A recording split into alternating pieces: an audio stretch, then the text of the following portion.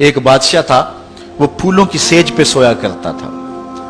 खादिमा उसके लिए फूलों की सेज बछाया करती थी. मुद्दत गुजर गई, फूलों की सेज पे सोने का आदी था. एक दिन खादिमा ने सोचा, लौंडी ने सोचा, रोजाना बादशाह इस सेज पे सोता है, पता नहीं क्या लुत्फ होगा. उस सेज का लुत्फ उठाने के लिए वो भी लेट गई. सेज तैयार करने के बाद एक लम्हे के लिए कमर सीधी की तो सारे दिन की थकी हुई थी, आंख लग गई. बादशाह वक्त पर अपने उस खास कमरे में दाखिल हुआ तो एक लौंडी को फूलों की सेज पे सोया हुआ देखा तो गैरत से जल बुन के कबाब हो गया. एक लौंडी की ये औकात कि बादशाह की सेज पे सोए.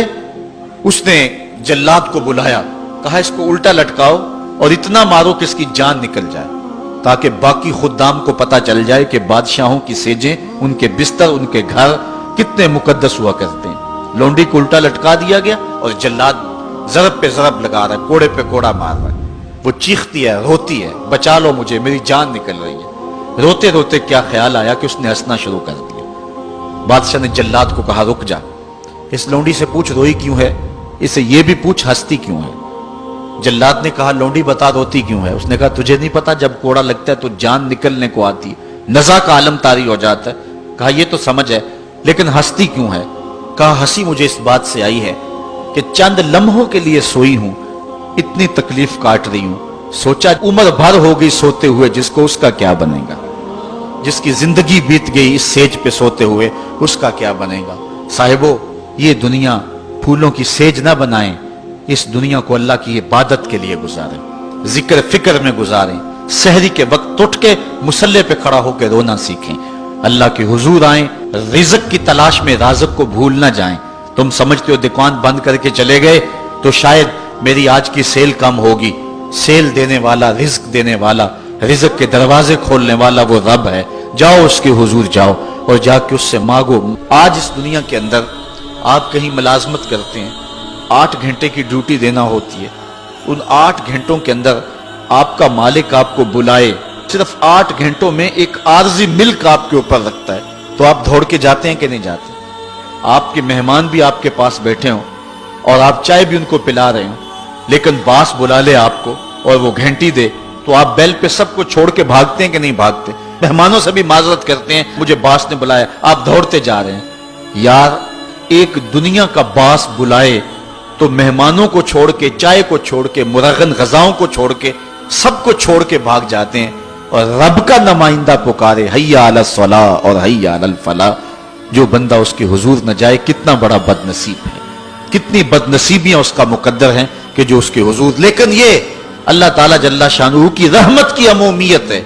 अगर आज 8 घंटे के लिए आप कहीं ड्यूटी करते हैं, वो आपको आवाज दे और आप ना जाएं, तो वो आपकी नौकरी खत्म कर देगा, आपको सख्त सजनश उसी वक्त करेगा या फिर आपको फारिग कर देगा. लेकिन अल्लाह ताला जल्ला शानहू उसकी नाफरमानी पे नाफरमानी करते रहे, कभी उसने रिज़्क के दरवाजे बंद नहीं किए, बल्कि जो नहीं मानते उनको और ज्यादा दे रहा है, क्योंकि उनका हिस्सा सिर्फ दुनिया पे ही है ना, आखिरत में तो हिस्सा ही कोई नहीं है. बल्कि फरमाया, अगर मुसलमानों की दिल जोई का लिहाज ना हो तो मैं काफिरों के घरों की सीढ़ियां भी सोने और चांदी की बना दूं. चूंकि इन्होंने दुनिया को देखा है, आखिरत अभी देखी नहीं है, वरना जो इनके लिए आखिरत में रखा गया है, दुनिया की कोई शय इनके नजदीक हैसियत ही ना रखे.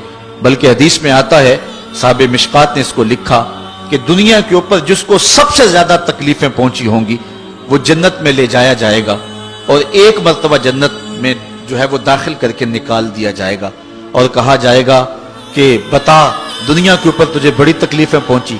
वो कहेगा, या अल्लाह, मुझे तो कोई तकलीफ पहुंची ही नहीं है. जन्नत की सिर्फ आबो हवा सारे दुख खत्म कर देगी. और जिसने तख्त व ताज पे बैठ के भी जिंदगी सारी गुजारी हो, हदीस में आता है, उसको जहन्नम में एक डुबकी लगाई जाएगी और फिर उसको कहा जाएगा, बता तू दुनिया के ऊपर कोई राहत पाई है. वो कहेगा, मालिक, दुनिया के ऊपर मैंने कोई सुख देखा ही नहीं है. एक होता जहन्नम के अंदर दिया जाएगा, दुनिया के सारे सुख ही भूल जाएगा कि मैं वहां बादशाह हुआ करता था, मैं वहां हुक्मरान हुआ करता था, पूरी दुनिया को मैंने जो है वो रेवड़ की तरह हाँका था और इंसानियत का कत्ल किया था, मेरी रौनक और मेरा तकब्बर दुनिया को जगा देता था. उसको कोई शय और अपनी कोई आकड़ और कोई बात याद नहीं रहेगी, सिर्फ एक डुबकी की बात है. और जिसने दुख पे दुख काटे, गुर्बत, तन्हाई, दुख, अजियत, मसाइब, आलाम, मुश्किलात, لیکن ایک بار جنت سے گزار کر کے جنت کی صرف آب و ہوا ہی سنگھائی جائے گی تو اس کو کہا جائے گا بتا دنیا کے اوپر تجھے کوئی دکھ پہنچا؟ وہ کہے گا میرے رب دنیا پہ مجھے کوئی دکھ نہیں پہنچا۔ اب بتائیے کہ اللہ کے حضور ہم حاضر ہوں یا کہ دنیا کوئی منشا و مقصود بنا لیں؟ ہماری زندگی کی ڈگر کیا ہونی چاہیے؟